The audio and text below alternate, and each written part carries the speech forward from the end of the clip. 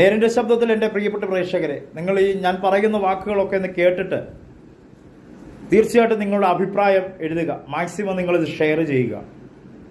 ഇനിയും അനവധി പറയുവാനുണ്ട്. പ്രതികരിക്കാം, നമുക്കൊരുമിച്ച് പ്രതികരിക്കാം. ഒരുപക്ഷെ പ്രതികരിക്കുമ്പോൾ അനർത്ഥങ്ങളും അപകടങ്ങളും നമ്മുടെ ജീവിതത്തിലേക്കും വരാം. പക്ഷേങ്കിൽ അവിടെയും തളരാതെ നേരിന് വേണ്ടി നിൽക്കാം. നിങ്ങൾക്ക് വേണ്ടി തുറന്ന് നിങ്ങളുടെ മുന്നിൽ വെച്ച് തരികയാണ് നേരിൻ്റെ ശബ്ദം എന്ന് പറഞ്ഞ ഈ യൂട്യൂബ് ചാനൽ. പൂർണ്ണമായി നിങ്ങളിതിനെ പിന്തുണയ്ക്കണം. പൂർണ്ണമായി നിങ്ങൾ മാക്സിമം ഷെയർ ചെയ്യണം. നിങ്ങളുടെ വിലയേറിയ അഭിപ്രായം രേഖപ്പെടുത്തണം. ഞാൻ പറയുന്നത് ശരിയാണോ തെറ്റാണോ എന്ന് നിങ്ങളുടെ അഭിപ്രായത്തിന് ഞാൻ വിട്ടുതരുന്നു. നന്ദി, നമസ്കാരം.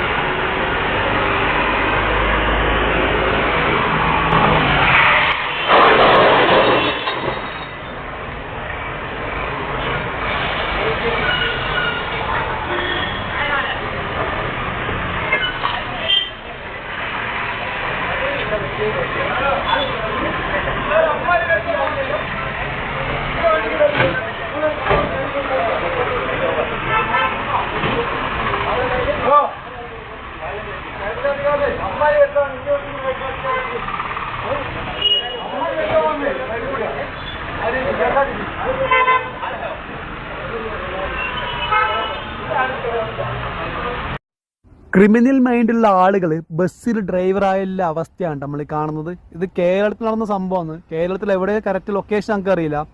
തിന്നിട്ട് എല്ലിൽ കുത്തലെല്ലാം പറയില്ല നമ്മൾ. അതിലിരിക്കുന്ന മനുഷ്യർ എന്നുള്ളൊരു ബോധം ഇതിങ്ങൾക്ക് വേണ്ട. ഇതിങ്ങളുടെ ലൈസൻസ് സസ്പെൻഷനല്ല, ഡിസ്മിസ് ചെയ്യണം. മേലാൾ ഇവരൊന്നും വാഹനം എന്ന് പറഞ്ഞ സാധനത്തിൽ ഡ്രൈവ് ചെയ്യാൻ പാടില്ല. അമ്മാതിരി ഇവരെ കൊടുക്കണം. കേൾക്കില്ല.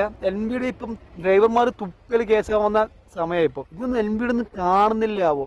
ഇത് NBDക്ക് അല്ലെങ്കിൽ നാട്ടുകാർക്ക് കൊടുക്കണം. നാട്ടുകാർ കൈകാര്യം ചെയ്യട്ടെ. നിങ്ങൾക്ക് കാണാൻ പറ്റും ആ ബസ് പുറത്തേക്ക്, ബസ് സ്റ്റാൻഡിന് പുറത്തേക്ക് കയറി സ്പീഡിൽ കാണാൻ പറ്റും. ആ ബൈക്കുകാരെന്നെല്ലാം ജസ്റ്റ് മിസ്സാണ്. ഇതിനൊക്കെ എന്തെന്ന് ഈ പറയേണ്ടത്? കൊല്ലം മുണ്ടക്കൽ തുമ്പറയിൽ റോഡ് മുറിച്ചു കിടന്ന വയോധികയെ സ്കൂട്ടർ ഇടിച്ചു വീഴ്ത്തി. മുണ്ടക്കൽ സ്വദേശിനിയായ സുശീലയ്ക്ക് ഗുരുതരമായി പരിക്കുപറ്റി. ഇവര് കൊല്ലത്തെ സ്വകാര്യ മെഡിക്കൽ കോളേജ് ആശുപത്രിയിൽ ചികിത്സ തേടിയിട്ടുണ്ട്. കണ്ണൻ നായരാണ് വിവരങ്ങൾ നൽകാനായിട്ടുള്ള. അതിന് മുമ്പ് ദൃശ്യങ്ങൾ നമുക്ക് കാണാം.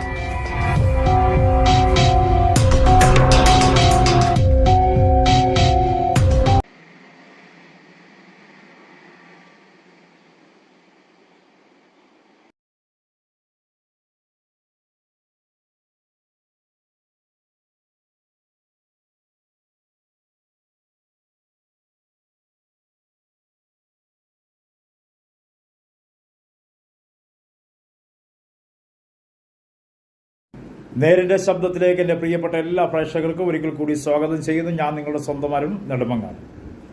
അനവധി ദിവസങ്ങൾക്ക് ശേഷം വീണ്ടും എൻ്റെ പ്രിയപ്പെട്ട മലയാളികളുടെ മുന്നിൽ കടന്നു വരുവാൻ കഴിഞ്ഞതിൽ വളരെ സന്തോഷമുണ്ട്. നിങ്ങൾ പലരും എന്നെ വിളിക്കുന്നു, സംസാരിക്കുന്നു, വീഡിയോ ഇടുന്നില്ല എന്നൊക്കെ ചോദിക്കുന്നുണ്ട്.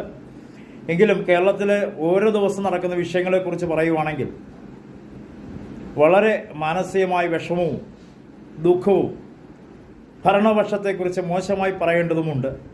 അതുകൊണ്ടാണ് പലപ്പോഴും ഞാൻ മൗനമായിരിക്കുന്നത്. പക്ഷേ മൗനമായിരിക്കുന്നത് നമുക്ക് നല്ലതല്ല എന്നാണ് എനിക്ക് തോന്നുന്നത്. കാരണം പ്രതികരിക്കുന്ന മലയാളികൾ ഒത്തിരി ഉണ്ട് നമ്മുടെ കേരളത്തിൽ. ഇന്ന് മൗനമായിട്ടും അല്ലാതെയും ഒക്കെ പ്രതികരിക്കുന്നുണ്ട്.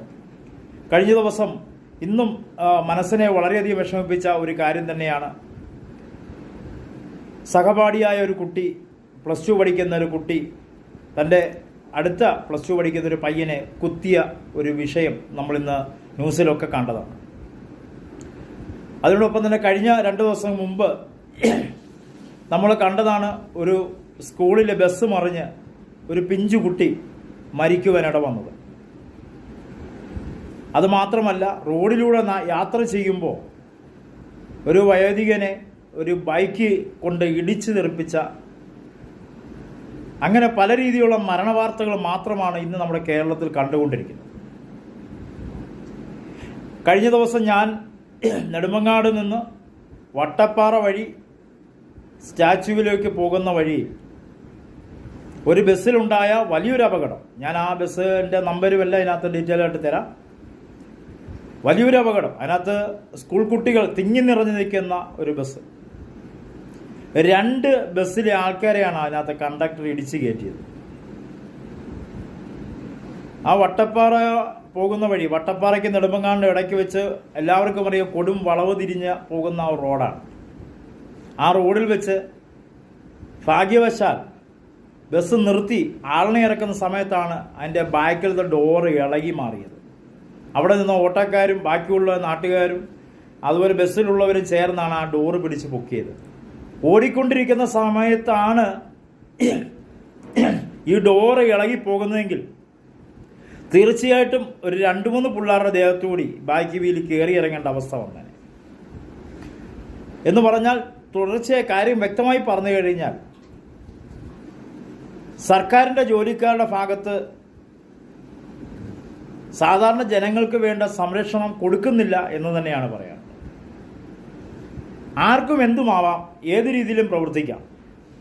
ആ കണ്ടക്ടർക്ക് എതിരെ നടപടി എടുത്തു കഴിഞ്ഞാൽ അവരുടെ യൂണിയൻ അവിടെ പ്രത്യക്ഷപ്പെടും. കാരണം ഇപ്പോൾ സർക്കാരിന് വേണ്ടത് വോട്ട് ചെയ്ത എന്നെയും നിങ്ങളെപ്പോലെയുള്ള സാധാരണ ജനങ്ങളുടെ സംരക്ഷണമല്ല വലുത്, മറിച്ച് തൻ്റെ രാഷ്ട്രീയം അല്ലെങ്കിൽ തൻ്റെ അധികാരം നിലനിർത്തുന്നതിന് വേണ്ടി പല യൂണിയന് വേണ്ടിയും തെറ്റാണെങ്കിൽ പോലും അവരെ ന്യായീകരിക്കുന്ന അനുഭവമാണ് ഇന്ന് നമ്മുടെ കേരളത്തിൽ കണ്ടുകൊണ്ടിരിക്കുന്നത്. അതുമാത്രമല്ല, പട്ടാപ്പകൽ കുത്തിക്കൊല്ലുക. കഴിഞ്ഞ ആഴ്ചയിൽ ഇവിടെ വാണ്ടയിൽ ആലപ്പുറത്തിനും വാണ്ടയ്ക്കും ഇടയ്ക്ക് വെച്ച് ഒരു വ്യക്തിയെ പരസ്പരം വഴക്കുണ്ടായി ദേഷ്യപ്പെട്ട് തൊട്ടടുത്ത് കിടന്ന കമ്പി എടുത്ത് കുത്തി 3 പ്രാവശ്യം കുത്തി. അദ്ദേഹം ഇപ്പോൾ ഹോസ്പിറ്റലിൽ ആണ്.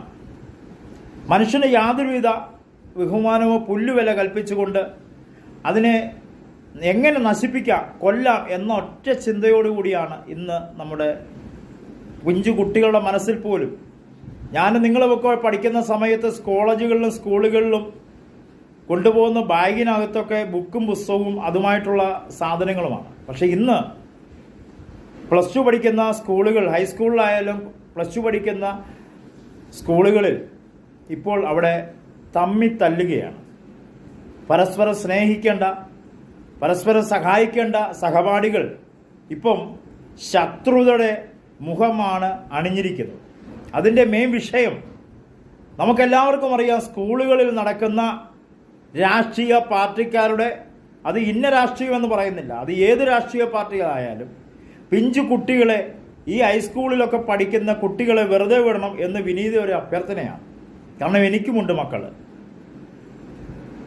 പല കോളേജുകളിലും സ്കൂളുകളിലും ചെല്ലുമ്പോൾ ജാതിയുടെയും മതത്തിൻ്റെയും പേരിൽ, അതിനുപരി രാഷ്ട്രീയത്തിൻ്റെ പേരിൽ ഒരുമിച്ച് ഭക്ഷണം കഴിക്കേണ്ട, ഒരുമിച്ച് കളിക്കേണ്ട, ഒരുമിച്ച് ചിരിക്കേണ്ട കുട്ടികൾ രാഷ്ട്രീയത്തിൻ്റെ പേരിൽ തല്ലുകയും കത്തി കൊണ്ട് കുത്തുകയും അതുപോലെ തന്നെ വൈരാഗ്യം മനസ്സിൽ വെച്ച് പെരുമാറുകയും ചെയ്യുന്ന ഒരു കാലഘട്ടത്തിലേക്ക് വന്നിരിക്കുകയാണ് നമ്മുടെ കേരളം. ആരെ പകലായാലും രാത്രിയായാലും ആരെ കൊന്നാലും നിയമം അവരെ വെറുതെ വിടുകയാണ്. കഴിഞ്ഞ ദിവസമൊക്കെ നമ്മൾ കണ്ടതാണ്. കഴിഞ്ഞ ദിവസമല്ല, കഴിഞ്ഞ മാസങ്ങളായി നമ്മൾ കാണുകയാണ്. ഒരു വ്യക്തിയെ കൊന്നു കഴിഞ്ഞാൽ കോടതി അവരെ വെറുതെ വിടുകയാണ്. അതിൻ്റെ പിന്നിലുള്ള കാര്യം രാഷ്ട്രീയ നേതാക്കന്മാർ തന്നെയാണ്. അത് ഏത് രാഷ്ട്രീയ നേതാക്കന്മാരായാലും. എനിക്കെൻ്റെ പ്രിയപ്പെട്ട, എന്നെ കേൾക്കുന്ന പ്രിയ മലയാളി പ്രേക്ഷകരോട്, അതുപോലെ തന്നെ രക്ഷകർത്താക്കളോട് എനിക്ക് പറയാനുള്ളത്, നിങ്ങളുടെ മക്കളെ നിങ്ങൾ ശ്രദ്ധിക്കണം. കാരണം നിങ്ങളൊന്ന് തലതിരിഞ്ഞ് നോക്കിയാൽ മതി, എത്ര നേതാക്കന്മാരുടെ മക്കളുണ്ട് ഇന്ന് വഴിയിലും റോഡിലും കോളേജുകളിലും അടിയും മുടിയും ഉണ്ടാക്കി കുത്തിന് ഇരയായിട്ടുള്ളത്, മരിച്ചു പോയിട്ടുള്ളത്. നമ്മുടെ മക്കൾ കോളേജിൽ പോകുന്നത് പഠിക്കാനാണോ അതോ രാഷ്ട്രീയം കളിക്കാനാണോ? നമ്മുടെ മക്കൾ ഹൈസ്കൂളിൽ പോകുന്നത് പഠിക്കുവാനാണോ അതോ രാഷ്ട്രീയം കളിച്ച് കത്തിക്കെടുത്ത് കുത്തുന്നതിന് വേണ്ടിയാണോ? തീർച്ചയായിട്ടും മക്കളെ സംരക്ഷിക്കേണ്ടത് നിങ്ങളുടെ ചുമതലയാണ്. രാഷ്ട്രീയം വേണ്ട എന്ന് ഞാൻ പറയുന്നില്ല, രാഷ്ട്രീയം വേണം. പക്ഷേ അത് മറ്റൊരുത്തനെ കൊല്ലുന്നതിനോ കുത്തുന്നതിനോ വേദനിപ്പിക്കുന്നതിനോ വേണ്ടിയല്ല രാഷ്ട്രീയം കേരളത്തിൽ ഉളലെടുത്തിട്ടുള്ളത്. കേരളത്തിൽ മാത്രമല്ല, ലോകമെമ്പാടും രാഷ്ട്രീയം വന്നത് പല നന്മയ്ക്ക് വേണ്ടിയായിരുന്നു. പക്ഷേ ഇന്ന് രാഷ്ട്രീയം തിന്മയ്ക്ക് വേണ്ടിയാണ് നടന്നുകൊണ്ടിരിക്കുന്നത്. സാധാരണ വോട്ട് ചെയ്ത ജനത്തിൻ്റെ ജീവനും സ്വത്തിനും സംരക്ഷണം നൽകേണ്ട രാഷ്ട്രീയ നേതാക്കന്മാരായാലും അതിന് ഉത്തരവാദിത്തപ്പെട്ട ഉദ്യോഗസ്ഥർ മേഖലയിലായാൽ പോലും വേണ്ട നടപടി എടുക്കുന്നില്ല എന്നതാണ് വാസ്തവം. അതുപോലെ തന്നെ എനിക്ക് വിനീതമായി ട്രാൻസ്പോർട്ട് വകുപ്പ് മന്ത്രിയോട് എനിക്ക് പറയുവാനുള്ള ഒരു വാക്ക്, ട്രാൻസ്പോർട്ട് വാഹനത്തിൽ ഓടിക്കുന്ന ഡ്രൈവർമാരെ കണ്ടക്ടർമാരെ നിരക്കി നിർത്തണം എന്നെനിക്ക് വിനീത അഭ്യർത്ഥനയാണ്. കാരണം അവരുടെ ഒരു വാശി, ഞങ്ങൾ എന്ത് ചെയ്താലും ആരുടെ നെഞ്ചത്തോടെ കയറ്റിയാലും, കഴിഞ്ഞ ദിവസം പ്രൈവറ്റ് ബസ് ആളിനെ ഇറക്കിക്കൊണ്ടിരിക്കുമ്പോൾ ഒരു പെൺകുട്ടിയെ ബസ്സിൽ നിന്ന് ഇറങ്ങുകയും അതിൻ്റെ തൊട്ട് അതിനെ ഇടിച്ചു പിടിച്ചില്ല എന്ന രീതിയിൽ ഒരു KSRTC ബസ് ഇടത്ത് സൈഡിൽ കൂടി ഓവർടേക്ക് ചെയ്യുന്ന അനുഭവം നമ്മൾ കാണേണ്ടതാണ്. പക്ഷേ ഇന്ന് കേരളത്തിൽ KSRTC ബസ് ഓടിക്കുന്ന ഡ്രൈവർമാർ വളരെ മോശമായ രീതിയിലാണ് വാഹനം ഓടിക്കുന്നത്. അവിടെ കൊണ്ടിടിച്ചാലും, ആരെ ഇടിച്ചു കൊന്നാലും, എവിടെ മതിലെ കൊണ്ടിടിച്ചാലും, വണ്ടി ഏത് കട്ടറിനകത്തൂടെ നശിപ്പിച്ച് ഓടിച്ചാലും, എന്തെല്ലാം സംഭവിച്ചാലും, കംപ്ലൈൻ്റ് ആക്കിയാലും അവർക്ക് യാതൊന്നും നഷ്ടപ്പെടാനില്ല എന്ന ഒരു വിചാരണയിലാണ് ഇന്ന് KSRTC ഉദ്യോഗസ്ഥന്മാർ വാഹനം ഓടിക്കുന്നതും അതിന് ഒത്താശ കൊടുക്കുന്ന കണ്ടക്ടർമാരും. ഞാൻ പലപ്പോഴും പല കണ്ടക്ടർമാരോടും ഡ്രൈവർമാരോടും ചോദിച്ചിട്ടുണ്ട്, നിങ്ങളുടെ വാഹനമാണെങ്കിൽ, നിങ്ങൾ സ്വന്തം കാശ് കൊടുത്ത് വാങ്ങിച്ച വാഹനമാണെങ്കിൽ ഇങ്ങനെ മോശമായ രീതിയിൽ നിങ്ങൾ ഡ്രൈവിങ് ചെയ്യുമായിരുന്നോ എന്ന്. അപ്പോൾ അവർ പറഞ്ഞത് ഇത് ഞങ്ങൾക്ക് കുഴപ്പമില്ല, ഇത് സർക്കാരിൻ്റെ വാഹനമാണ് എന്നാണ്. കാരണം സർക്കാരിൻ്റെ വാഹനത്തിൽ ഓടിക്കുന്ന ഒരു ഡ്രൈവർ ഒരു വ്യക്തിയെ ഇടിച്ചു കൊന്നാലും കേസ് സർക്കാർ നടത്തുമല്ലോ. സർക്കാരിൻ്റെ ഖജനാവിൽ നിന്ന് പൈസ എടുത്ത്, അതായത് എന്നെയും നിങ്ങളെപ്പോലെയുള്ളവർ കരവും അടച്ചതും ടാക്സ് കൊടുത്തും നികുതി പണമായി കൊടുത്ത പൈസയും ഒക്കെ എടുത്ത് അവർക്ക് വേണ്ട രീതി ധാരാളിത്ത രീതിയിലും അവരൊരുവനെ കൊന്നാൽ പോലും അവനെ തിന്നാൻ കൊടുക്കുന്ന, അതായത് എൻ്റെയോ നിങ്ങളുടെയോ മക്കളെയോ കൊച്ചുമക്കളെയോ കൊല്ലുന്ന വ്യക്തിയെ തീറ്റുന്നതിന് ഭക്ഷണം, 3 നേരം ആഹാരം, വിഷ്ടാന ഭോജനം ജയിലുകളിൽ കൊടുക്കുകയും ചെയ്യുന്നുണ്ട്. ഇപ്പോൾ നമുക്കെല്ലാവർക്കും അറിയാം. ഇറച്ചിയും അതിന് എല്ലാം, മീന്, മട്ടന്, ചിക്കന്, ബീഫ് എന്ന് വേണ്ട എല്ലാ സാധനവും കൊടുക്കുന്നുണ്ട്. അതും നല്ല രീതിയിൽ അവിടെ ജോലി ചെയ്യുമ്പോൾ അതിന് പ്രത്യേകപരമായ ശമ്പളവും ലഭിക്കുന്നു. ഇന്ന് ജയിലിൽ പോകുന്ന രീതി, ഒരുത്തനെ കൊന്നിട്ട് ചെന്നാലും ഒരു കൂടി വന്നാൽ 1 മാസത്തിനുള്ളിൽ അവനെ ജാമ്യത്തിൽ ഇറങ്ങുന്നുണ്ട്. ജാമ്യത്തിൽ അവനെ ഇറക്കുന്നത്, അവനെ വെറുതെ വിടുന്നത് ഇങ്ങനെയാണ്. നിസാരം 5 വർഷവും ഒക്കെ തടവ് കൊടുത്തിട്ടാണ് വിടുന്നത്. അതും 10,000 രൂപ. നമുക്കറിയാവുന്നതാണ്. ഇന്ന് കഴിഞ്ഞ ദിവസം ആലപ്പുഴയിൽ നടന്നൊരു സംഭവം. ഒരു പോലീസ് ഉദ്യോഗസ്ഥൻ സത്യസന്ധമായ നേരോടെ കേസെടുത്തപ്പോൾ അദ്ദേഹത്തെ സ്ഥലം മാറ്റിയ, പ്രൊമോഷൻ വിത്ത് ട്രാൻസ്ഫർ ചെയ്ത ഒരു അനുഭവം നമ്മൾ കേൾക്കുകയുണ്ടായി. പക്ഷേ ഇതിനെല്ലാം ഒരു മാറ്റം വരണം. അതിന് വിനീതമായ എൻ്റെ സർക്കാരിനുള്ള വിനീത അഭ്യർത്ഥനയാണ്. നിങ്ങൾ വികസനം നടത്തിക്കൂ, ഞങ്ങൾക്ക് യാതൊരു തർക്കവും പരാതിയുമില്ല. പക്ഷേ ഹോസ്പിറ്റലിൽ മരുന്നുകളില്ല, പാവപ്പെട്ടവന് ജോലിയില്ല, ഫാക്ടറികൾ അടച്ചുപൂട്ടുന്നു, മറ്റുള്ള ഓരോ ബിസിനസ് മേഖല തകർന്നുകൊണ്ടിരിക്കുന്നു. മലയാളി ഭിക്ഷയെടുക്കേണ്ട അനുഭവത്തിലേക്ക് വന്നിരിക്കുകയാണ്. പലവർ ആത്മഹത്യ ചെയ്യുന്നു, പലവർ മാനസികമായി വിഷമത്തിൽ അവർ മദ്യത്തിൻ്റെയും മയക്കുമരുന്നിൻ്റെയും അടിമകളായി തീരുകയാണ്. അതിനെല്ലാം സർക്കാരിന് ഉത്തരവാദിത്വമുണ്ട്, സർക്കാർ ഉദ്യോഗസ്ഥന്മാർക്ക് ഉത്തരവാദിത്വമുണ്ട്. ഇനിയെങ്കിലും സാധാരണ ജനങ്ങളെ സംരക്ഷിക്കണമെന്ന് വിനീത അഭ്യർത്ഥനയോടെ നിർത്തുന്നു. നിങ്ങളുടെ സ്വന്തം അരുൺ നെടുമങ്ങാട്.